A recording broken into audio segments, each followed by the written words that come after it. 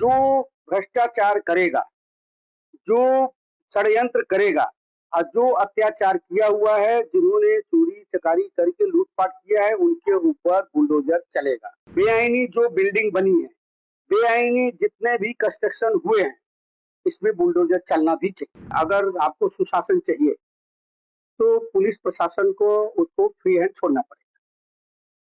Law and order को अगर इसको कार्यकर्ता या पार्टी के हिसाब से जिसे तृणमूल ने चलाया, तो पूरे बंगाल की स्थिति बिगड़ गई। तो अगर आज बंगाल को सुधारना है और यहाँ पे सुशासन चाहिए, तो प्रशासन को काम करने देना चाहिए।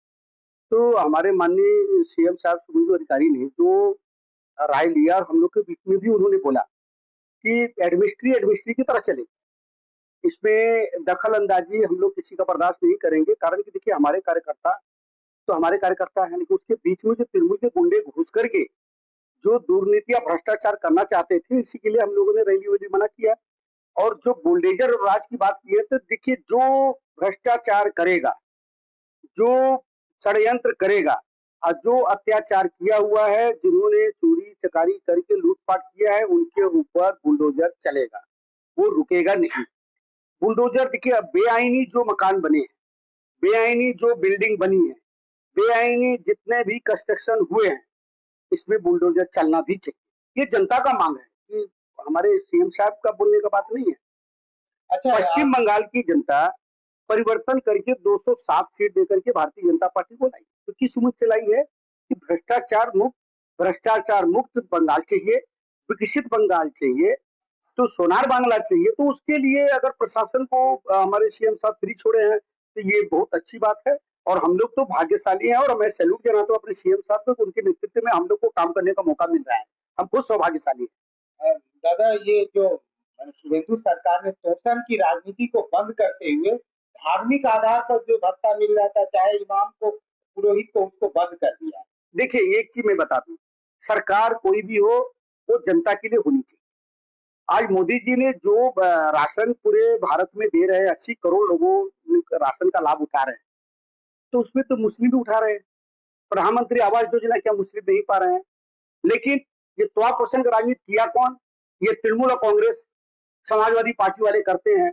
तो भारतीय जनता पार्टी से कोई फर्क नहीं पड़ेगा। हाँ, लेकिन मैं हिंदू हूँ, गर्व से बोलता हूँ, हिंदू और हिंदू के साथ अपने खड़े भी रहेंगे। हिंदुस्तान है भाई, इसमें शर्म का बात क्या है? ये हिंदुस्तान है, हम हिंदू हैं, हम गर्व से बोलते हैं हिंदू है।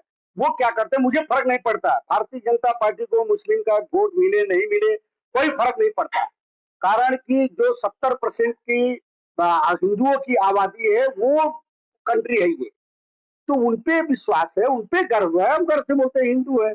अगर त्वा पोषण करने हम लोग त्वा पोषण करने नहीं जाएंगे, जरूरत नहीं है। इसलिए हम एक ही बात बोलते हैं कि जनता के लिए जो कुछ भी करना पड़ेगा हम लोग करेंगे। भारतीय जनता पार्टी की सरकार जनता के लिए है, जनता परिवर्तन लाई है और ये सरकार जनता के लिए काम करेगा। और जो भी गुंडे हैं, जो भी बेआईनी बिल्डिंग बनाए हैं, उनका जो भी आईन कानून व्यवस्था है, वो व्यवस्था उनके साथ प्रशासन करेगी और जरूरत पड़ेगा तो बुलडोजर भी चलेगा। भाजपा विरोधियों पर आरोप लगा रही है कोलकाता के राम मोहन कॉलेज में राम का नाम को मिटा दिया गया। देखिए ये तो तृणमूल वाले बहुत पहले से प्रयास कर रहे थे, साथ में उनके सीपीएम वाले भी जुड़े हैं, आईएसएफ वाले भी जुड़े हैं। कोई फर्क नहीं पड़ता, बंगाल की जनता जाग गई है। अब बंगाल की जनता जो चाहेगी वही होगा और इस वक्त बंगाल की जनता पूरा राममय है। कोई दीवार से मिटा के क्या करेगा? हर जनता के दिल में राम बस रहे हैं, दिल में, उसको कोई नहीं हिला सकता। ये बंगाल की आवाज है, भगवान राम हर दिल में वास कर रहे हैं। माँ दुर्गा की मिट्टी है और जहां पे माँ दुर्गा रहेंगे वहां पे भगवान राम भी रहेंगे। दादा, कोलकाता के जो कॉलेज स्टेडियम में मेसी कांड हुआ था, जहाँ पर पूरी तरह से विश्रृंखला हुई थी, लॉलेसनेस हुआ था, तो उस केस को शुभेंदु सरकार ने दोबारा, बिल्कुल ये होना चाहिए था। जो लड़के 20-20, 50-50 हजार रुपया दे करके टिकट खरीदे थे मिशी से मिलवाने के लिए, 25-50 लाख रुपया करके इन्होंने वसूली किया है। इसका इंक्वायरी होना चाहिए और इनका जेल भी होना चाहिए। ये जनता के साथ खुलेआम अन्याय था, ये जनता के विरोध हुआ। आज जितने भी फैन थे उनके साथ ये गद्दारी किए थे नेताओं ने, तृणमूल के नेताओं ने।